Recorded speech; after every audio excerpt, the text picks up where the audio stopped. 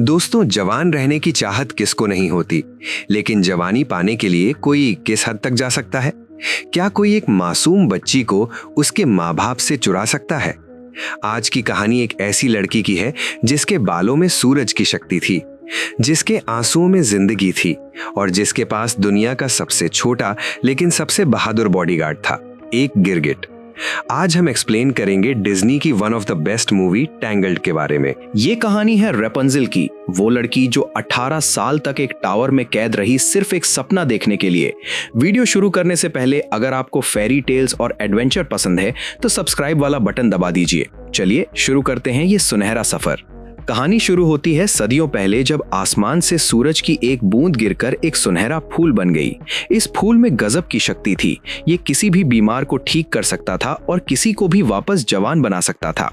एक लालची और बुरी औरत मदर गौथे को ये फूल मिल गया। उसने सदियों तक इस फूल को दुनिया से छुपा कर रखा ताकि वो हमेशा जवान और खूबसूरत रहे। लेकिन वक्त का पहिया घुमा।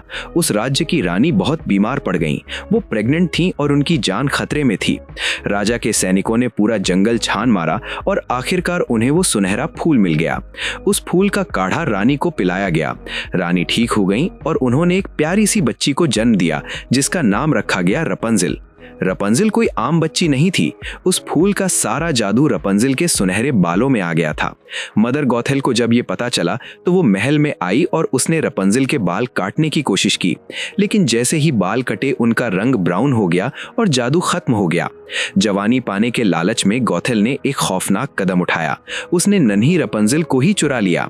वो उसे जंगल के बीच एक ऐसी गुप्त जगह ले गई जहां उसे कोई ढूंढ न सके, एक ऊंची टावर में जिसका ना कोई दरवाजा था न सीढ़ियां। वक्त गुजरता गया। रपंजिल अब 18 साल की होने वाली है। उसके बाल अब 70 फीट लंबे हो चुके हैं। वो अपनी जिंदगी बस पेंटिंग बनाकर और घर की सफाई करके बिताती है। लेकिन वो अकेली नहीं है।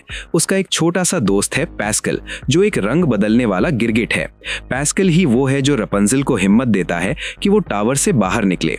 हर साल अपने बर्थडे पर रपंजिल खिड़की से देखती है कि आसमान में हजारों तैरती हुई रोशनियां यानी लैंटर्न्स उड़ाई जाती हैं। वो अपनी फेक माँ गौथेल से कहती है, माँ कल मेरा 18th बर्थडे है, मुझे गिफ्ट में वो रोशनियां देखने जाना है। लेकिन गौथेल उसे इमोशनली ब्लैकमेल करती है। वो कहती है, बाहर की दुनिया बहुत जालिम है रपंजिल, लोग तुम्हारे बालों के लिए तुम्हें मार डालेंगे। सिर्फ मैं ही हूं जो तुमसे प्यार करती हूं। Mother knows best. रपंजिल बेचारी डर के मारे अपना सपना दबा लेती है। अब एंट्री होती है हमारे हीरो की, फ्लिन राइडर। ये पूरे किंगडम का सबसे वांटेड चोर था, लेकिन इसका दुख अलग है। पूरे शहर में इसके पोस्टर्स लगे हैं, लेकिन किसी में भी इसकी नाक सही नहीं बनी होती। कोई ना कोई पेंटर इसकी नाक खराब कर देता है, जो बहुत फनी है। फ्लिन ने अकेले चोरी नहीं की थी, उसके साथ 2 हट्टे कट्टे गुंडे थे जिन्हें स्टैबिंगटन ब्रदर्स कहते हैं। इन तीनों ने मिलकर राजकुमारी का खोया हुआ ताज चुराया। लेकिन फ्लिन बड़ा चालाक निकला। चोरी करते ही उसने अपने साथियों को धोखा दिया और ताज लेकर भाग गया। फ्लिन के पीछे पड़ा है शाही घोड़ा मैक्सिमस। दोस्तों, ये घोड़ा किसी फौजी से कम नहीं है। भागते भागते फ्लिन उसी टावर पर चढ़ जाता है जहां रपंजिल रहती है। उसे लगता है ये सेफ जगह है। जैसे ही वो अंदर घुसता है, धड़ाम, रपंजिल उसे फ्राइंग पैन से मारकर बेहोश कर देती है। पहली बार रपंजिल किसी इंसान को देख रही थी। वो डरती है कि ये उसे खाने आया है। वो और पैस्कल मिलकर चेक करते हैं कि ये जिंदा है या नहीं। पैस्कल तो फ्लिन के कान में अपनी पूंछ डालकर उसे जगाने की कोशिश करता है, जो काफी फनी सीन है। रपंजिल फ्लिन को चेयर पर बांध देती है और वो ताज छुपा देती है। जब फ्लिन होश में आता है तो रपंजिल उसके साथ एक डील करती है, मैं तुम्हें ये ताज तभी वापस दूंगी जब तुम मुझे उन लैंटर्न्स तक ले चलोगे और वापस छोड़कर आओगे। फ्लिन मना करता है, लेकिन रपंजिल की जिद और फ्राइंग पैन के डर से मान जाता है। रपंजिल पहली बार घास पर पैर रखती है। ये सीन बहुत प्यारा है। वो कभी खुश होती है कि मैं आजाद हूँ और अगले ही पल रोने लगती है कि माँ गुस्सा करेगी। उसके मूड स्विंग्स देखकर फ्लिन कंफ्यूज हो जाता है। फ्लिन उसे डराने के लिए एक बदनाम पब द स्नगली डकलिंग ले जाता है, जहाँ सारे गुंडे और बदमाश थे। फ्लिन को लगा रपंजिल डरकर वापस भाग जाएगी, लेकिन रपंजिल खतरनाक गुंडों से डरती नहीं, बल्कि पूछती है, क्या तुम्हारा कोई सपना नहीं है? और चमत्कार देखो, वो सारे हत्यारे और गुंडे इमोशनल हो जाते हैं। कोई पियानिस्ट बनना चाहता है, कोई लवर और कोई इंटीरियर डिजाइनर। सब रपंजिल के दोस्त बन जाते हैं और उसे जाने देते हैं। लेकिन मुसीबत अभी खत्म नहीं हुई थी। गार्ड्स और मैक्सिमस भी वहां आ जाते हैं।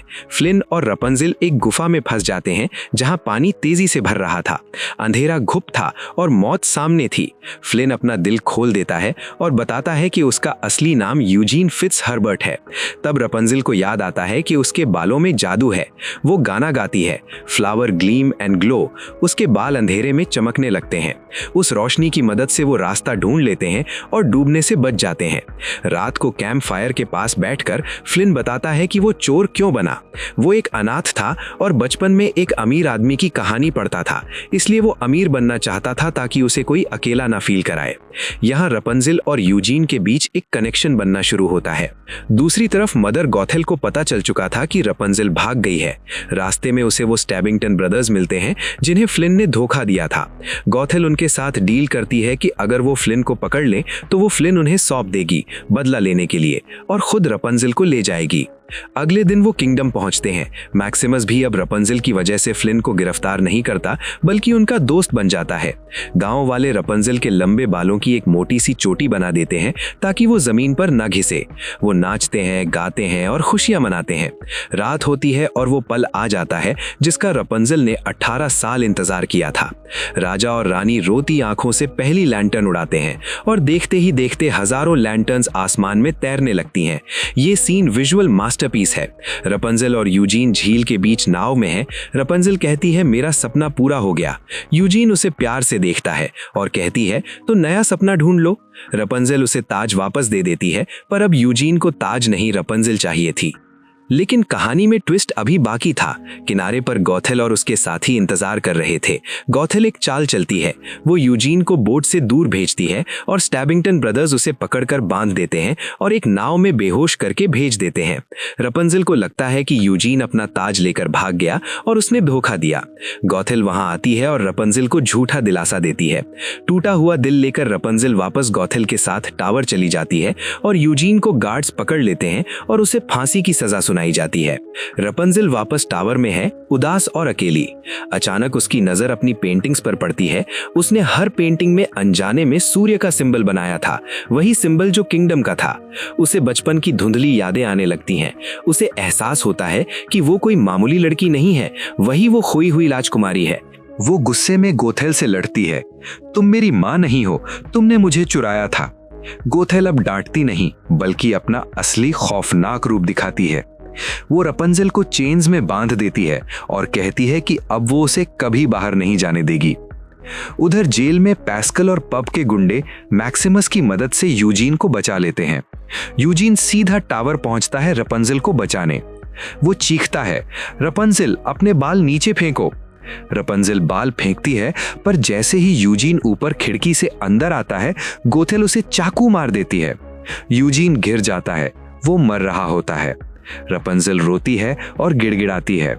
वो गोथेल से कहती है, मुझे इसे बचाने दो, मेरे बालों में शक्ति है। अगर तुमने इसे बचाने दिया तो मैं हमेशा के लिए तुम्हारी गुलाम बन जाऊंगी और कभी भागने की कोशिश नहीं करूंगी। गोथेल को लालच आ जाता है, वो मान जाती है। रपंजिल यूजीन के पास जाती है इलाज करने, लेकिन यूजीन जानता था कि अगर वो ठीक हुआ तो रपंजिल हमेशा गोथेल की कैद में रहेगी। वो रपंजिल को अपनी आजादी कुर्बान नहीं करने देना चाहता था। यूजीन कमजोर आवाज में कहता है, तुम मेरा नया सपना हो। रपंजिल कहती है, और तुम मेरा। इससे पहले कि रपंजिल कुछ करती, यूजीन धार वाले कांच के टुकड़े से रपंजिल के सारे बाल काट देता है।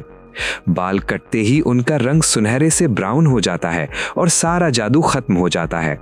गोथेल चीखती है क्योंकि बिना जादू के उसकी जवानी तेजी से ढलने लगती है। वो देखते ही देखते भयानक बूढ़ी हो जाती है और लड़खड़ाकर टावर से नीचे गिर जाती है और जमीन पर गिरने से पहले ही राख बन जाती है। बुराई का अंत हो चुका था, लेकिन यूजीन मर रहा था। रपंजिल रोती है, प्लीज मुझे छोड़कर मत जाओ। वो जादू वाला गाना गाती है, पर अब बाल नहीं चमकते। रपंजिल टूट जाती है।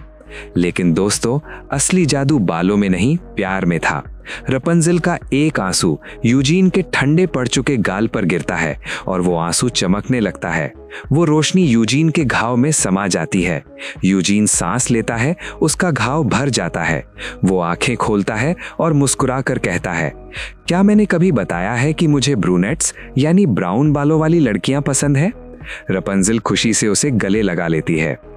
एंडिंग में रपंजिल अपने असली माँ बाप राजा और रानी के पास वापस आती है। वो सीन जब राजा रानी अपनी बेटी को सालों बाद गले लगाते हैं, बहुत इमोशनल है। पूरे किंगडम में जश्न मनाया जाता है। रपंजिल और यूजीन की शादी होती है। पैस्कल भी वहां खुश होता है। और हाँ, रपंजिल ने फिर कभी बाल लंबे नहीं किए। तो दोस्तों, ये थी टैंगल्ड।